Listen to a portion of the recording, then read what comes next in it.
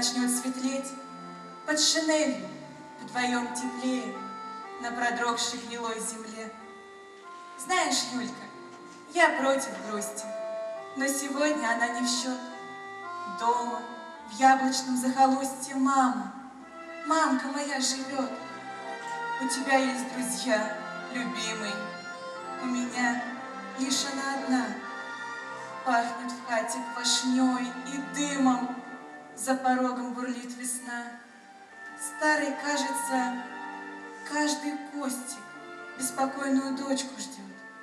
Знаешь, Юлька, я против грусти, но сегодня она не в счет. Отогрелись мы еле-еле. Вдруг приказ: выступать вперед! Снова рядом в сырой шинели светлокосый солдат идет. С каждым днем становилось горше. Шли без митингов и знамен. В окружение попал подорший наш потрепанный батальон. Зинка нас повела в атаку. Мы пробились по черной ржи, по воронкам и буеракам, через смертные рубежи. Мы не ждали посмертной славы. Мы хотели со славой жить. Почему же в бинтах кровавых светлокосый солдат лежит?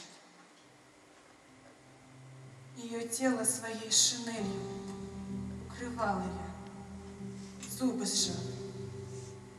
Белорусские ветры пели о рязанских глухих садах. Знаешь, Зинка, я против грусти, но сегодня она не в счет. Где-то в яблочном захолустье мама, мамка твоя живет. У меня есть друзья, любимый. У нее ты была одна. Пахнет в хате квашней и дымом. За порогом стоит весна. И старушка в цветастом платье у иконы свечу зажгла. Я не знаю, как написать ей, чтобы тебя она не ждала.